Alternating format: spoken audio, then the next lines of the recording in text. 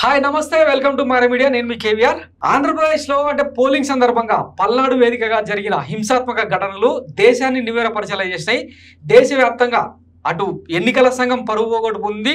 అలాగే పోలీస్ యంత్రాంగం కూడా నమ్మకం కోల్పోయింది ప్రజల కోణంలో సో ఈ నేపథ్యంలో అంటే పల్నాడులో జరిగిన హింసాత్మక ఘటనలకు బాధ్యులను చేస్తూ అక్కడ ఛార్జ్ లో ఉన్న పోలీస్ అంటే కీలక అధికారులను మార్చింది ఎన్నికల సంఘం ఆ తర్వాత మల్లికా గార్గ్ అనే ఒక మహిళా ఐపీఎస్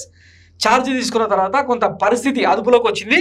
ఈ నేపథ్యంలో అంటే కౌంటింగ్ సందర్భంగా కూడా మరికొన్ని హింసాత్మక ఘటనలు వెలుగు చూసే క్రమంలో వెలుగు చూస్తాయన్న అనుమానాల నేపథ్యంలో ఆమె నిన్న గుంటూరు వేదికగా పోలీస్ అధికారులకు కీలకమైన వార్నింగ్లు ఇచ్చిందనమాట పల్నాడు పౌరుషాన్ని తగ్గించుకొని పోలీసుల పరువు కాపాడేలాగా వ్యవహరించాలి లేకపోతే తాట తీస్తామనే రేంజ్లో మల్లికా గారికి ఇచ్చిన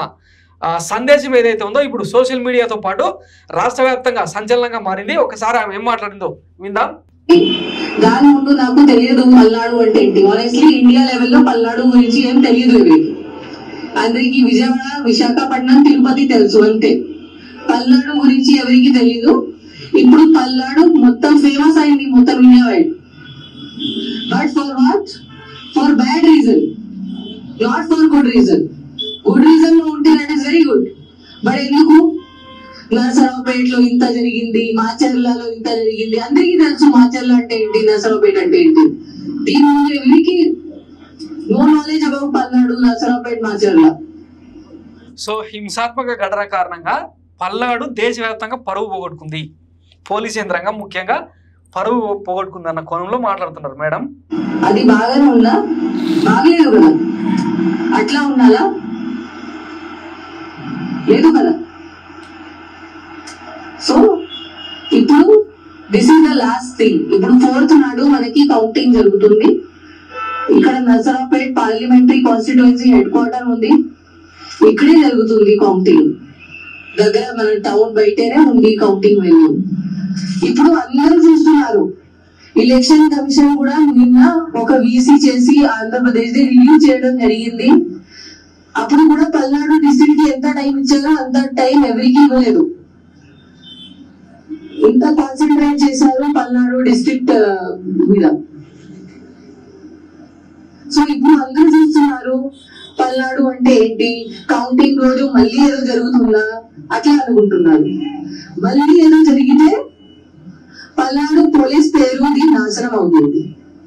పల్నాడు పోలీస్ మీద ఎవరికి నమ్మకం ఉండదు so this is the last chance Palnadu police image save చేయడానికి ఇది మన లాస్ట్ ఛాన్స్ ఉంది బట్ యాజ్ నేను చెప్పాను నాకు తెలుసు దట్ పల్నాడు పోలీస్ ఆఫీసర్స్ మీరు అందరూ ఉన్నారు you are very good quality officers చాలా ఎక్సలెంట్ ఉన్నారు చాలా ఫిట్ ఉన్నారు చాలా డెడికేటెడ్ చాలా హార్డ్ గా కూడా ఉన్నారు ఓన్లీ ఒక డైరెక్షన్ మీకు కావాలి ఒక లీడర్షిప్ మీకు కావాలి ఆ డైరెక్షన్ మీకు ప్రాపర్ గా ఎవరు ఇస్తే మీరు ఏదైనా చేయగలుగుతారు అది నాకు తెలుసు అండ్ ఇప్పుడు టైం వచ్చింది ఆ టైం వచ్చింది మన మీద సో విన్నారు కదా మేడం సందేశం సో ఎన్నికల సందర్భంగా జరిగిన హింసాత్మక ఘటనలు పోలింగ్ స్టేషన్లోకి వెళ్ళి ముఖ్యంగా టీడీపీ రౌడీ మూకలు చేసిన అరాచకాలు అన్నీ కావు పోలింగ్ ముగిసిన తర్వాత కూడా మరీ దుర్మార్గం ఏంటంటే వైసీపీకి ఓటేశారన్న కోణంలో ఇళ్లలోకి వెళ్ళి మహిళలు పసిపిల్లలని కూడా చూడకుండా లాక్కొచ్చి మరి దాడులు చేయడం కొంతమంది కాళ్ళు నరకడం ఇంకొంతమంది మీద తెగబడి రాడ్లు కట్టెలతో కొట్టడం ఇవన్నీ జరిగినాయి అయినా కూడా పోలీసులు చూస్తా కూర్చున్నారు ఈ హింసాత్మక ఘటనలు దేశం మొత్తం చూడాలని Macherla MLA sitting MLA Pinnelli Ramakrishna Reddy polling స్టేషన్లోకి వెళ్ళి ఈవీఎంలు పగలగొట్టి తన నిరసనను వ్యక్తం చేసి దాన్ని కూడా ఈ పచ్చపత్రికలు పచ్చమూక